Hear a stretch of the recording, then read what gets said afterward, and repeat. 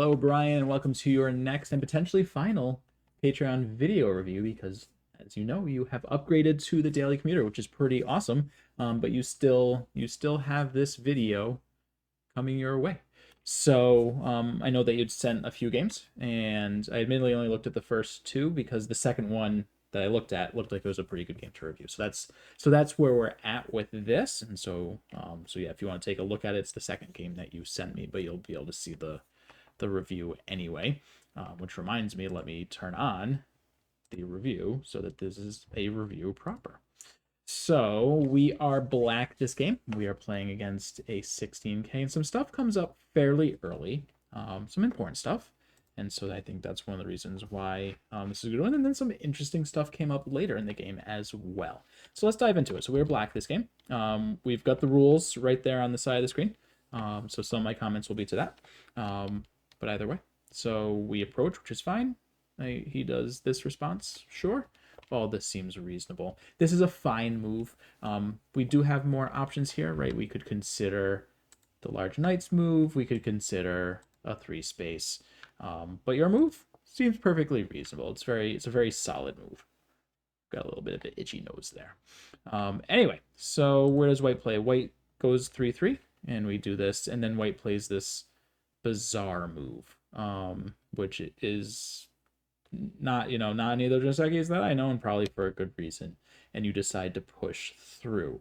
Now here, though, I think you Atari on the wrong side, because this allows white to connect, and we could have Atari on this side, and then ended up capturing these two stones, because we've got 3 liberties, and white only has 2, so white is not going to be able to survive here. So this would be a pretty detrimental loss to white. White could potentially just jump here and cut their losses. This seems reasonable, but we played this way, and so a little bit of a mistake there, and then unfortunately followed up by honestly probably what I'd consider to be a bigger mistake, just on a from a principles standpoint, right? This could have just been you misread. Those things happen. That's okay.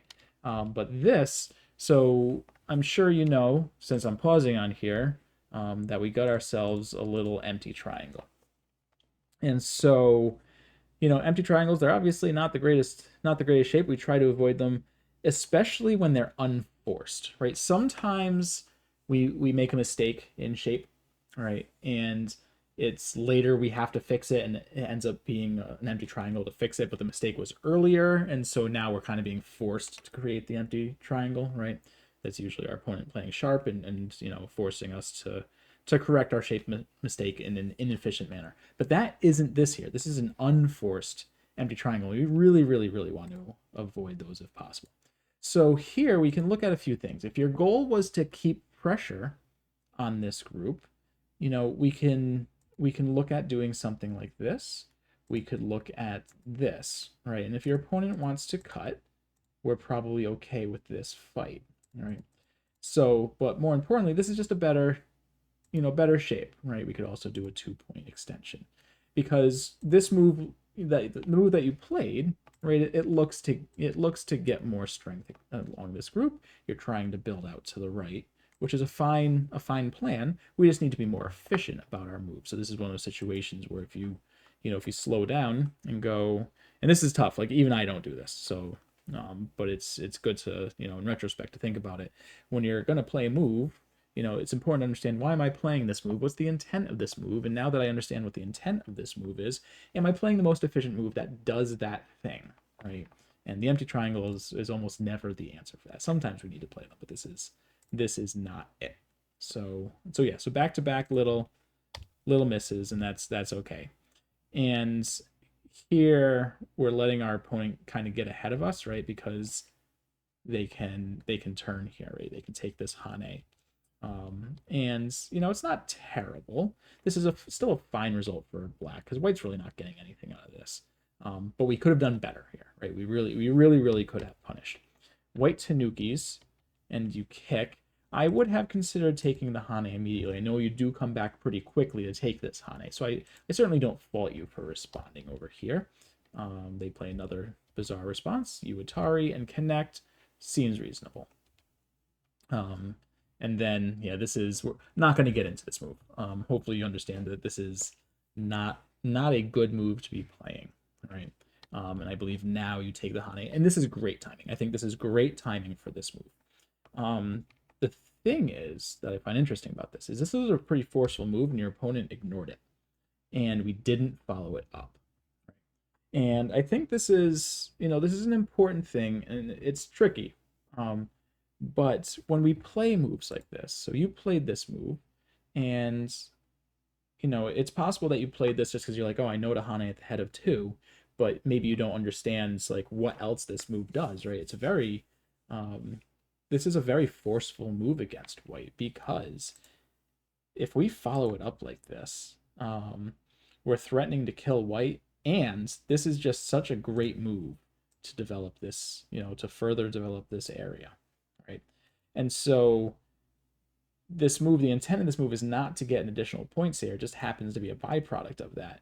It really threatens this group, right? So you're going to get more strength on the outside to help develop this area later. And so when we play these moves, when we play shoulder hits, or Hane in the head of 2, Hane at the head of 3, attaching the stones, and our opponents don't respond to them, we really should be following up, because there are these moves that we'll typically say you have to respond to this move, right? Like shoulder hits, you should respond to them. If your stone gets attached to, you should respond to that. If you do one of those moves and then your opponent doesn't respond, you should take a look at what the follow-up is, because they're very forceful moves. And this is an example. So when your opponent Tanuki'd, I would probably immediately play this move, just to threaten the strength of this group and to help develop this. Either way, we Tanuki, big move. So I can't fault you too much for this. And then we come back, that's fine. And then we make, I think we make some good and some bad decisions with this move. I'm very glad to see that you did not play a move like this. We'd be having many more comments if you had made a move like this. So I think coming out into the center is the correct decision. I just don't like this move for it. So this is kind of coming back to the empty triangle on the bottom. Now that we've determined that you want to come out into the center, what's the best move to do that? And I think this is just a little too slow. I'm really looking at 2 moves. So if you want to come out into the center, I guess I'd be looking at 3 moves. I would be considering the 1 space, the 2 space, or just playing right on top of their stone, right? So we can play this and keep them really, really low. It immediately threatens the cut at E18 and helps build strength in the center. So if you're looking to put a little more pressure on the corner, get a little stronger facing the center, this is what I would consider. If you wanted to move out into the center and make some good shape off of this group, I would consider either this move or this move. Both of them seem fine. I know, yes, this is a very central move, and we've got the rule that says, sides with, corners before sides before center. But with them kind of attaching here, we do want to do something. And maybe if we do follow the rules, it is just going to say to play F18. And I think that's a perfectly fine move, and it's very possible that's what I would play in this situation. So anyway, so just a little bit slow. And then here we get a little bloodthirsty. So I think there was a potential misread here, which is okay. Those things happen. But I don't think we need to punish this stone immediately. Okay.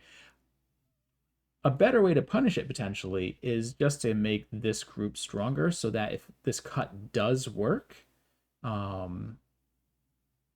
that it becomes a more forceful move, right? So we could look at something like this to continue moving this group out.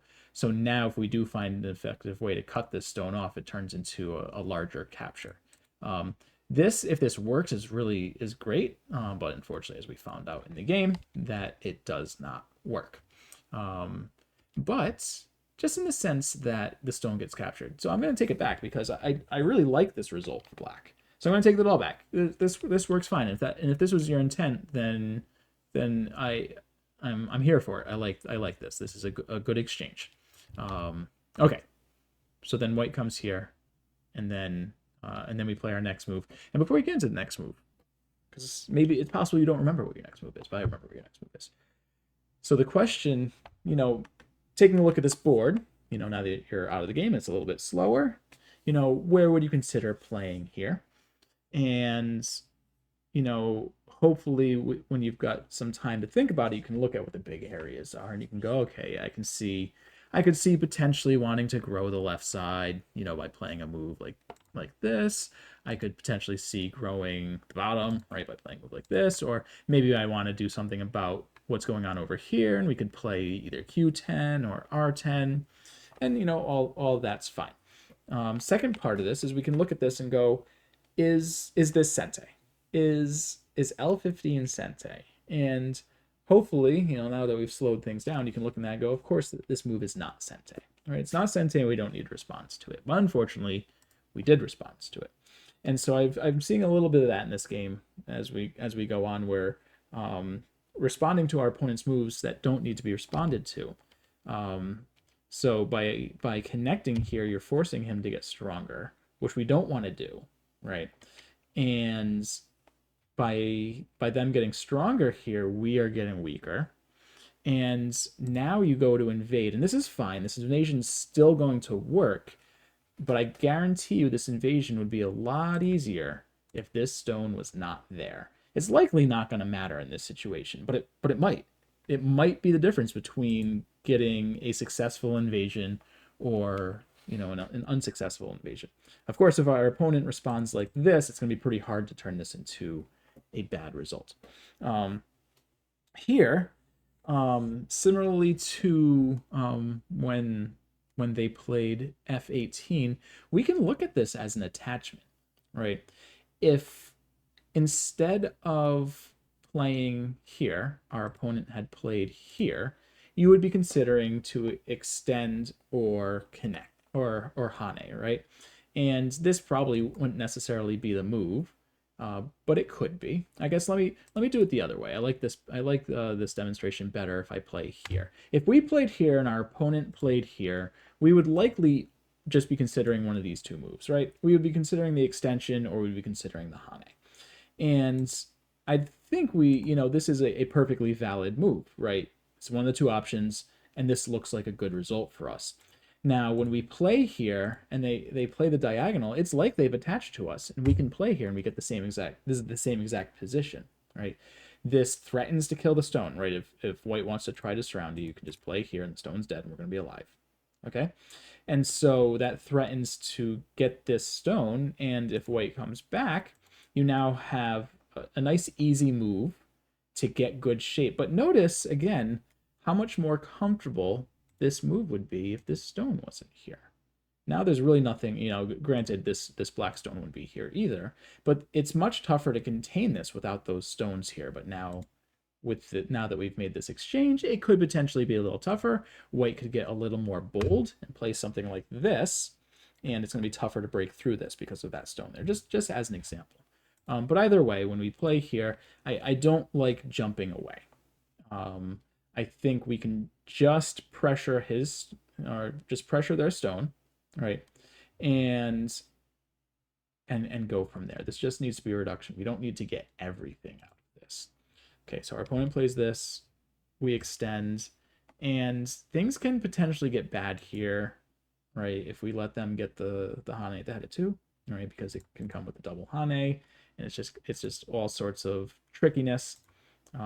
Fortunately, our opponent plays this for whatever reason. I refer to this shape as asking to get kicked in the balls, because we've already got a stone here, and they're just leaving the gap, and they are just asking us to just kick them in the balls. That is my very blunt euphemism for this situation. And you do, they ask and you oblige, and then they block, and then we play this, and they have to connect, right? And so now everything's all fine and good. And the Tanuki, I'm unsure about the Tanuki. We're winning here, so I don't think we need to be too crazy. And the reason I say we're winning is white still has this burden on the bottom left, has a quite large top right, and then pretty much nothing here, and then a small corner here. We're going to get a pretty big corner here, and then whatever this monstrosity turns into. And so really, it's our game to lose at this point in time, and the way, and so we need to make sure that we're not leaving any weak groups behind. And so when we look at this right side where all the action is, when you identify, you know, we want to take a look at the groups. We've got, we need to find what our strong groups are, what our weak groups are, what their strong groups are, and what their weak groups are. And I think it should be easy enough to see that our group here, nice and strong, okay? And their group here, obviously nice and strong, right? There's nothing going on here.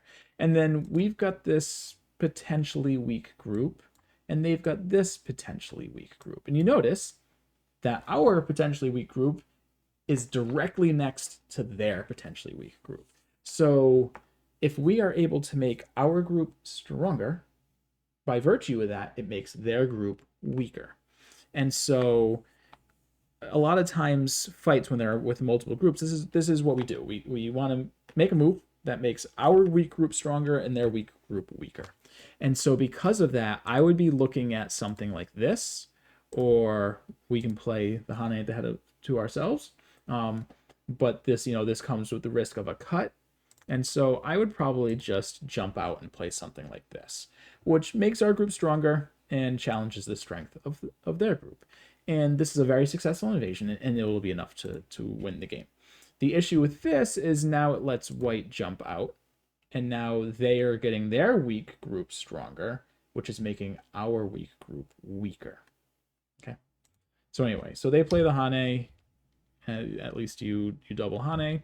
But now, if white had played the good shape point, right, instead of playing the empty triangle, again, you know, this is the same thing. We are not being forced to play this empty triangle. We should find a better way to do this, and that better way is this. This is a pretty tough move, because again, we're going to be able to get the double Hane, which is going to be like the same exact shape, but now white's going to be able to finish with this very strong shape in the center. Black's got cuts all over the place and in a group that's not alive yet, and white is totally fine. So you can see how how the script can flip on us here, right? If we let white get the move that makes their group stronger and our group weaker, how bad this can be. White missed it, right, and allows us to play a move like this. But anyway, so we play here. Okay, so let's back it up, because you know when I said the example and I was like, because we get to play this. So this is kind of the culmination of two shapes that come up a lot.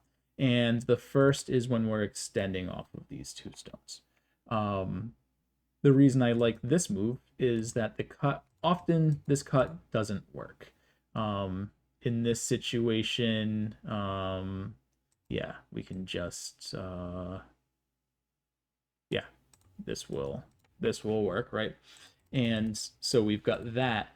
And then also the other shape that kind of comes together here is, I don't know if you're familiar with the elephant's eye, which is these two stones. When we play these two stones and white doesn't have here and then white plays here, often our shape move is a knight's move off of this stone, so to here, or a knight's move off of this stone to here. So basically going back here, the two shape moves are here and here. Okay, and since our weak group is over here, we want the stone that helps this group. So this is the shape move that I'd expect to play here. This just leaves, you're trying too hard to surround white, and white's going to be able to blast right through. Because white can start with this, and if we block, white can do this, and if we block, it's just like look at all these cuts. There's no way there's no way we're going to be able to contain white here. You know, the simplest one being probably just, you know, Atari. Now these two stones are dead, and black still has cuts, right? Even if black does something like this, white can still play here, which it's tough. There's too many cuts here, okay? And so that's why this does a better job of, you know, we're not going to be able to block white. We aren't. So we just need to make the better shape moves here. Okay, so white pushes this way, then cuts. Okay, and then we Atari. Okay, so I definitely don't like the Atari, right? Because I've already identified there's too many cutting points. But this comes back to another basic rule. I'll throw in lots of basic rules that you probably haven't you know, had much exposure to. But this, so this is a cross cut, right? White is cross cutting us. Pretty much rule number one in the cross cut fights are don't Atari the cutting stone. Because what happens is when you Atari this cutting stone and they extend, you force them to get more liberties. White now has 1, 2, 3 liberties, as where before white only had 2. Okay, so we played a move that they responded to, and they were able to get their liberties. And what did we do? We got a cut that we need to fix. Okay, so if we're going to have to play this move anyway, which is what you played, it's better just to play this and not give white the extra liberty for free. Okay. The other thing we need to care about with cross-cut fights is just like what I was talking about before. You need to identify what's strong, what's weak, and play a move that strengthens your weakest group while hurting their weakest group.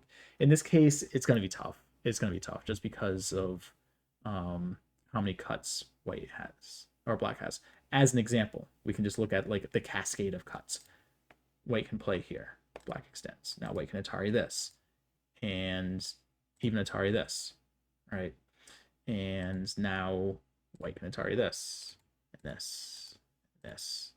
And is black alive here if white plays a move like this? I'm not so sure. So this gets tricky. I haven't read this out. But it just looks like a nightmare. Anyway, so we Atari, we connect, and white does do this, and then plays here. I don't know. I think there was a better way to do this. Sure. Yeah, that's not gonna work. Yep. Okay, this isn't gonna work. Did you see it? Do you see it? It's tricky. It's tricky. Oh, you saw it. Oh, wow. Okay, look. Be proud of this, okay? Be proud of this find. I did not think these were going to be the moves I was going to see here. Yeah, that's nice. That's nice. Good catch. Really good catch. I bet your opponent was pretty salty about that. Okay. How do I feel about this? I feel like we're getting in trouble here. I mean, this was such a good outcome.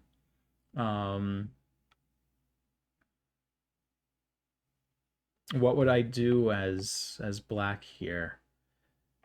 Maybe play this shape again, right? Because it's going to be the same exact thing, right? Where we get to ladder there. I feel like this is probably the direction we need to move. Again, playing this, unfortunately, is going to reduce the liberties on the group that we care about. Okay, this forces white to play here, which reduces a liberty on this group, which isn't like terrible, but it's not great. It's obviously not great. We never want to lose liberties for no reason. And so I don't think this exchange did anything for us, right? Because it's not like we can play here because this comes in Atari, right? Of course, like we're fine, like nothing's ever gonna happen.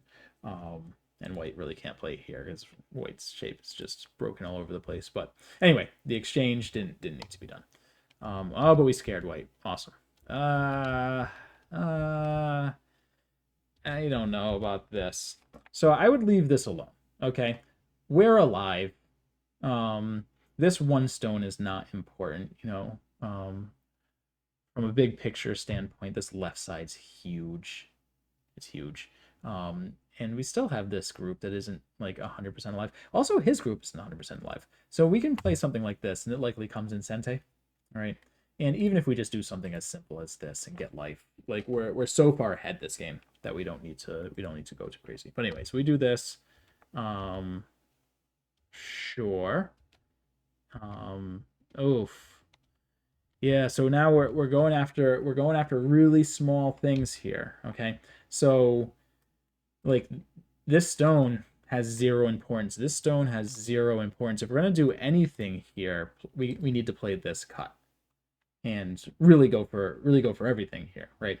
And white can do something like this, but then now we're getting everything here. The other big issue is white just played this move, which weakens this group, right? And are we 100% sure this group's alive? I'm not so sure, right? If our opponent plays something like this and then this, are we alive? Maybe, probably. I don't know. It's hard to say. It's hard to say. There's lots of stuff here, and again, we're so far ahead that I would want to make sure that this is 100% alive. So I would probably just keep it real simple. Just go, we're alive, and this game is over. But anyway, so moving on.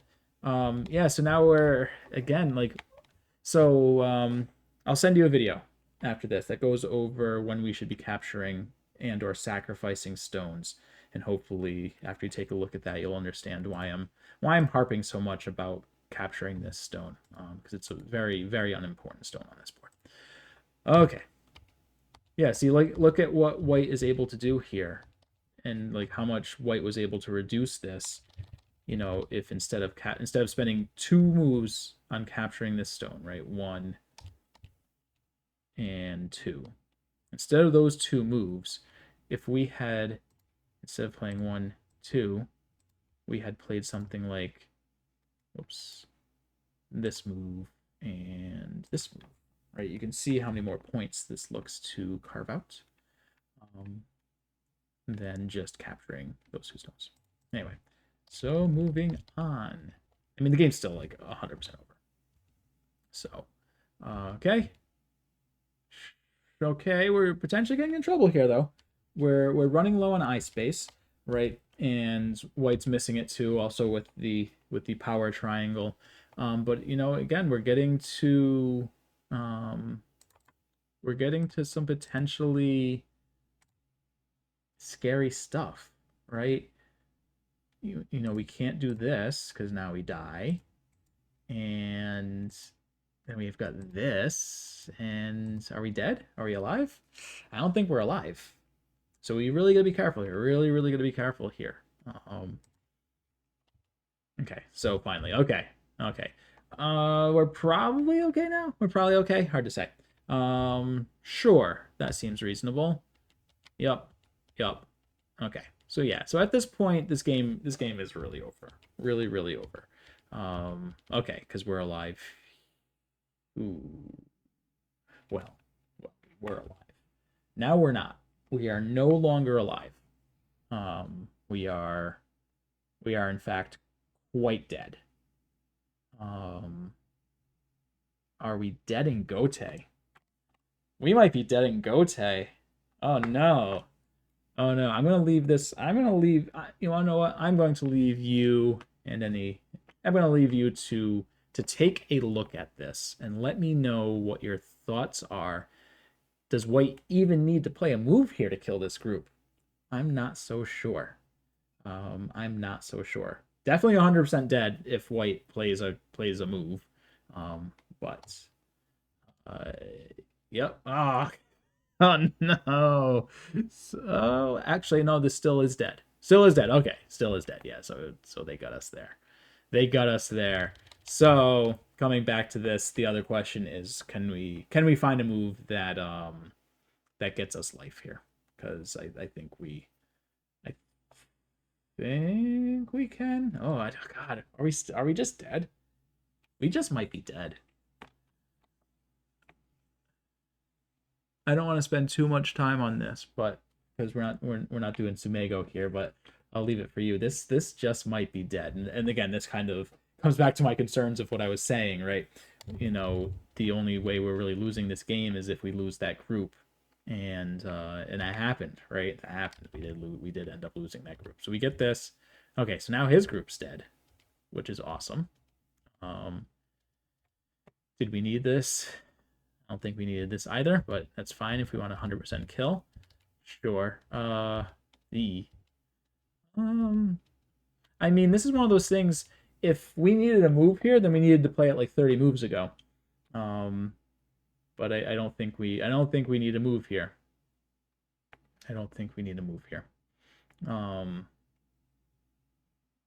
Interestingly, though, maybe this turns into a Liberty race. I don't know, because white's not locally alive either. There's a lot of stuff going on here.